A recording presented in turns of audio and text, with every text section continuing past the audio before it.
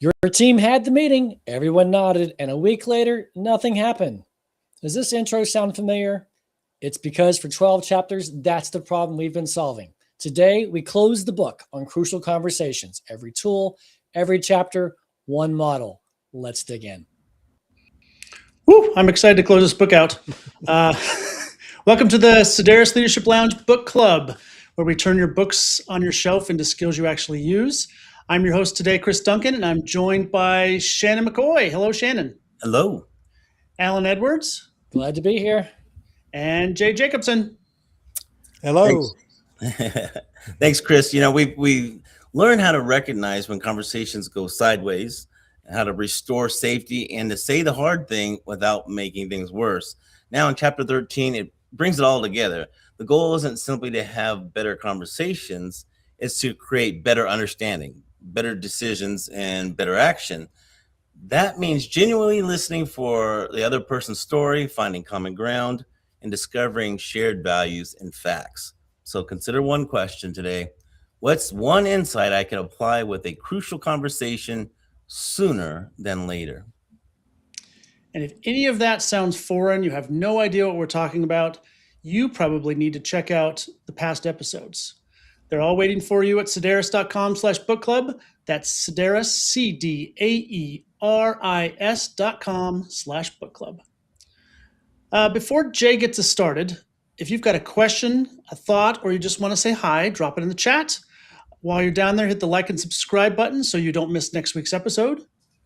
Jay, the last chapter of the book was a good one. It was a wrap-up of all of the chapters, like Shannon was saying, and it kind of brought it all together in one story. And this story uses a mother's death as the centerpiece of the story, and how the family handled the estate as an example of crucial conversations. Since you're in the funeral profession, what are your thoughts on this last chapter? Well, Chris, I found it extremely interesting because I can't tell you the number of times I have sat and listened to that exact conversation.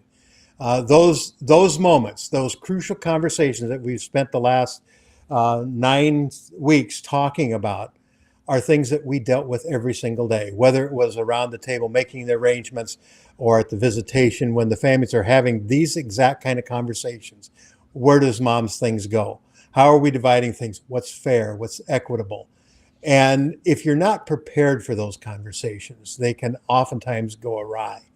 I remember, and I shared this story a little bit ago with you, the one time that I had to break up a fist fight at a visitation was two siblings that were literally in fist fight over an end table. Now, it doesn't sound like much to us, but when emotions are high and when communication is poor, this is the kind of outcome that we often see. So this chapter in particular brings those kind of things to light. You know, it's all well and good to understand the tools that we have, to understand what a crucial conversation is. But until we actually sit in that moment where our emotions are charged, where the conversation becomes intense and crucial for us, how do we remember those tools and how do we put them into practice? I don't know why this random thought popped into my head for what you were just saying, Jay. I've heard the statement before, you don't know who somebody is until you've seen them at their worst. Yes. But I don't know that I believe that, especially after having read this book. And we all make mistakes, and we've learned, you know, how emotions get the better of us because it's an actual chemical response. But now we have tools to deal with it, and not everybody has been taught these tools. In fact, very few of us have. In fact, I've read the book, and I don't know how many I can apply at a crucial conversation yet. So do you also challenge that belief? Yeah, I think probably the biggest skills that we've learned in this whole book is, number one, slow down. Slow down long enough to recognize, are you in a dialogue? Are you really moving things forward? If not, back up. Back up and make room for safety. Make sure the other person feels invited into the conversation, and start over. That is the number one skill that I think we have learned throughout all of this. And we've gone through a lot of tools, but they all kind of point back to that one skill. Yeah, and I think that this last chapter, it's kind of interesting because comparing it to like big groups in what we call a pool of knowledge, right? And then how that works. And now you're looking at this, you're talking two people, one to one, and it's like now we're talking like cups of knowledge, each one has a cup.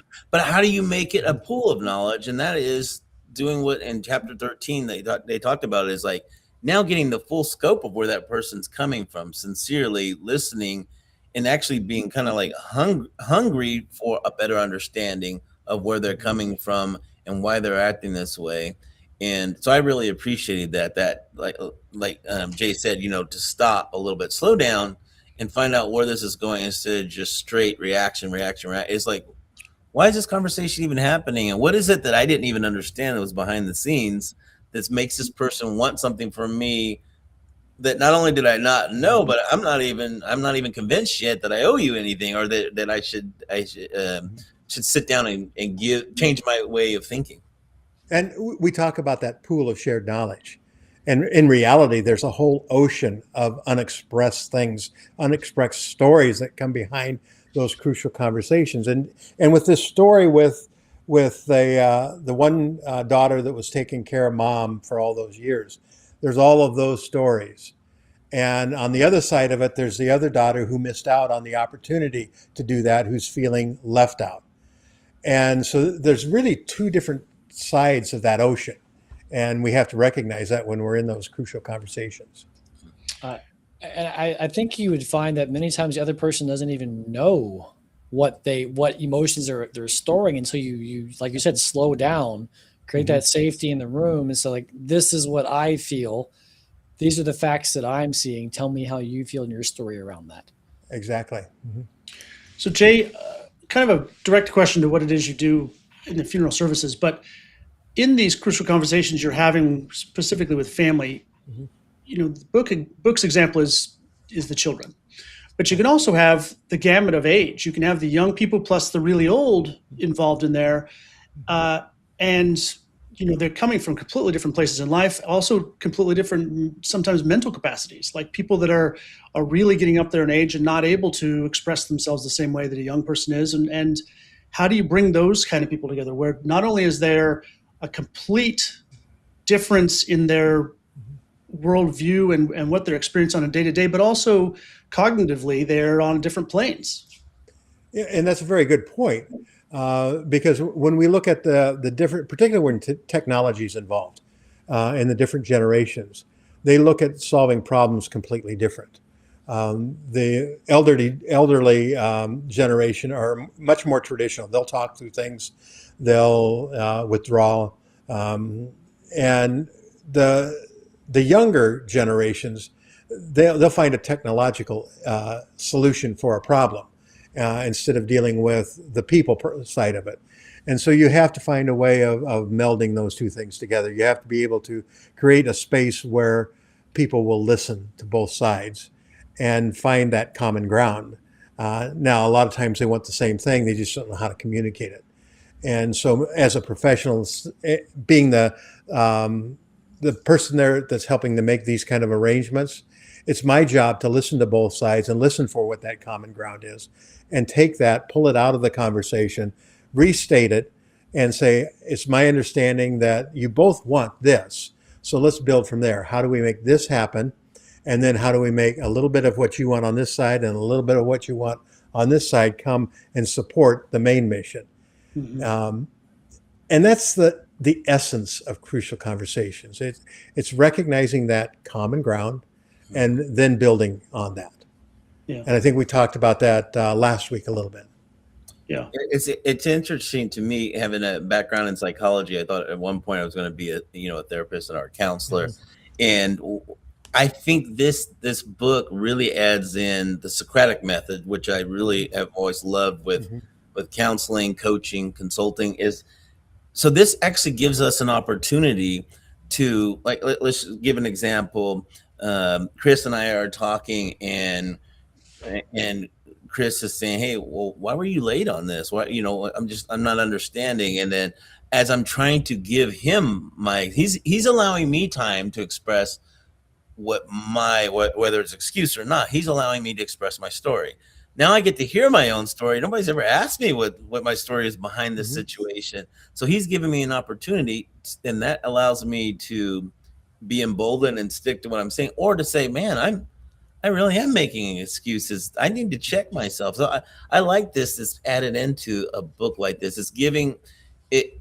Once you make a safe space, you're also allowing a person to hear their own reasoning and their own story for maybe the first time.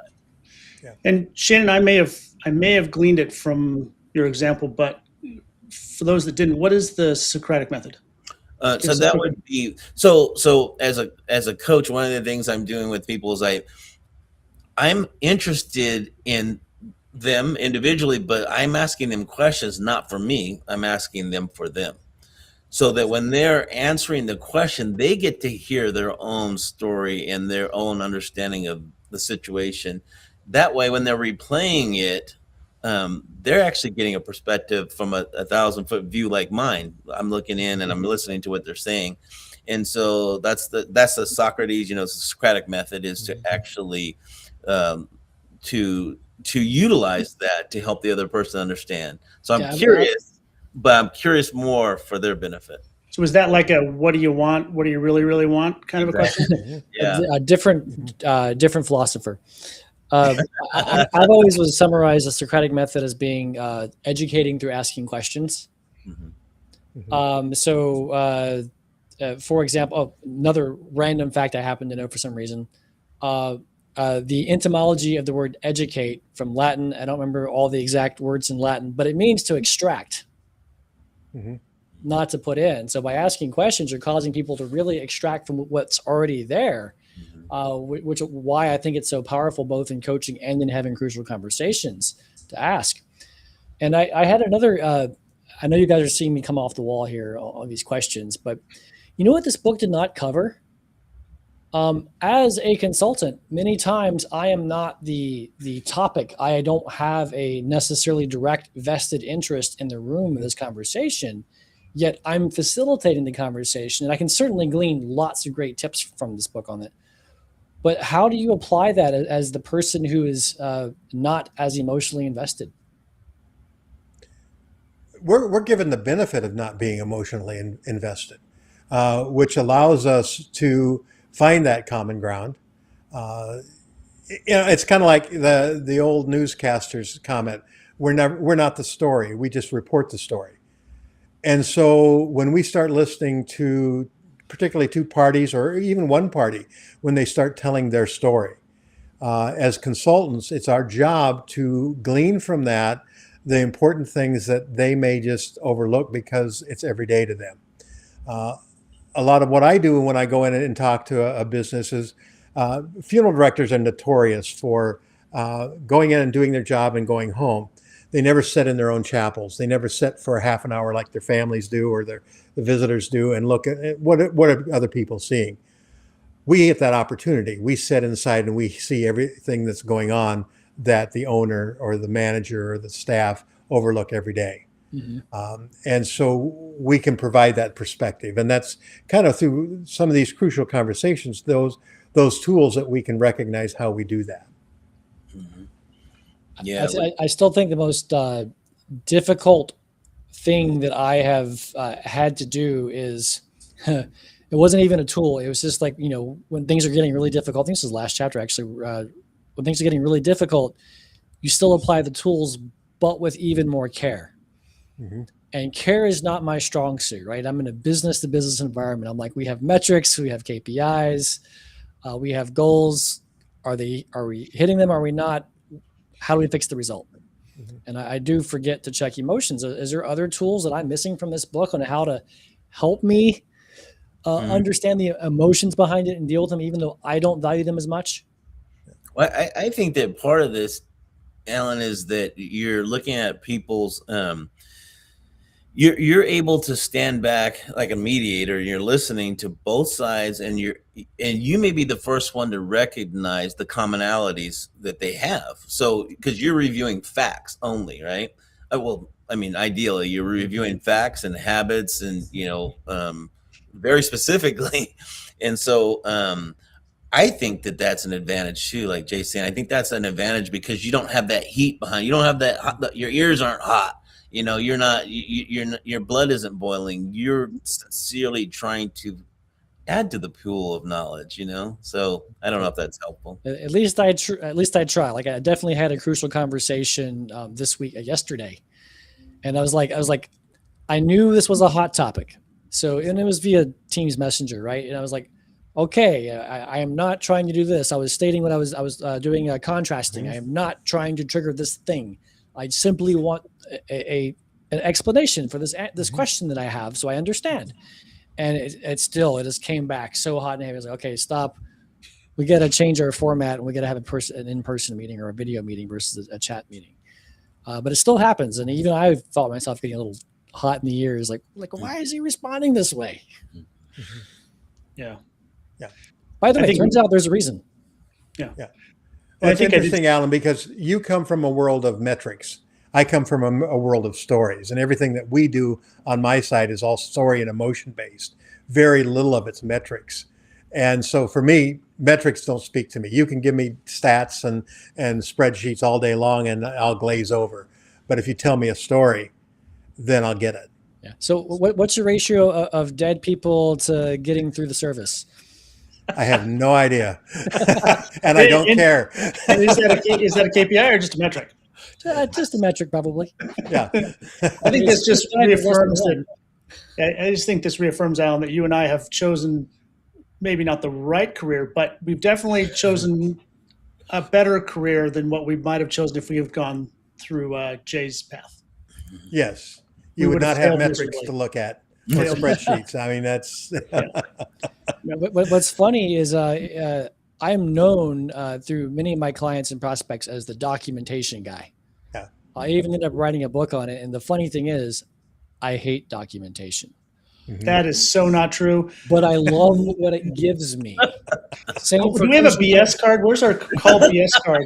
Yeah. Call BS. It's now this paint chip. BS. So Chris, on my pet project, right? You're like, well, how does all this work? And I was like, I don't know. I haven't documented it yet but at some point I'm going to have to, because I'm going to like what it gives me. The same for crucial conversations. I don't want to have more crucial conversations. Right? I want to successfully resolve these crucial conversations and maybe keep them from coming back. Yes. That's absolutely true. In my defense of the BS card, one of the first things you wrote for the new application was the documentation. It's true. Yeah.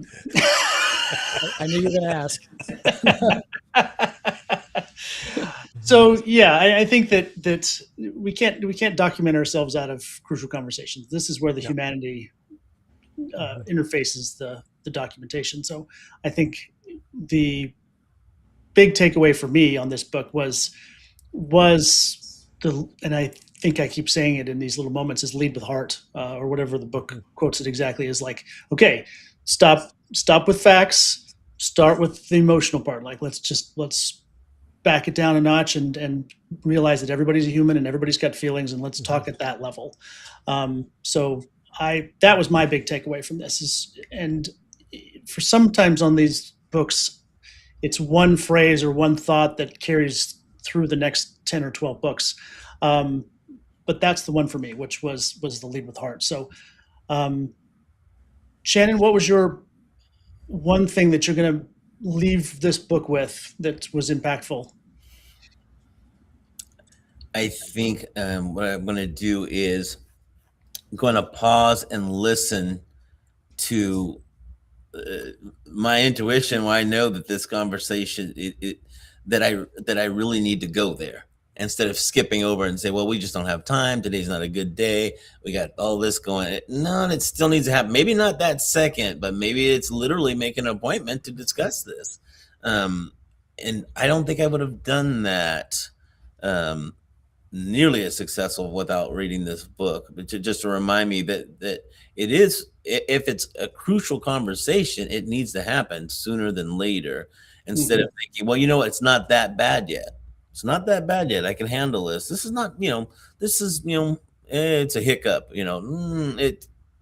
I need to determine whether that's a pause and determine whether this is a crucial conversation that that we need to really address. Yeah, and I don't know if the book addressed this a lot or not, or at least I don't remember it, which was the procrastination does not help crucial conversations. You know, kicking it down the road is not. It's not like wine, huh? No. Yeah, no, it is not indeed. Yeah. And I think that's exactly right, is that once you've identified that it needs to happen, you got to, you know, pull up your big boy pants and go have the conversation the right way, of course. Yeah. Alan, what about you? What's your big takeaway from this book? I was thinking about this, knowing this question would come up today, and I almost restated the state that I've mentioned in the past, hearing their side of the story and taking the time to listen to that because it's helpful for me. But I think what's really impacted me the most, having read this book, is honestly back to the basics, realizing what a crucial conversation is and why. Because I think that's what has caused me to pause and remember to apply the book over the last 6 or so weeks. It's like, oh, this is the crucial conversations. They actually care about this topic. I need to understand why they care and get to the bottom of this versus do my usual, hey, just do this, this, and this, stop complaining, let's go on. That's not really my usual, but it is my temptation. I think that's been the most impactful thing from the book, and I hope others can use that to their advantage as well. Yeah, indeed. That's a good one. Jay, what about you? What's your big takeaway from this book?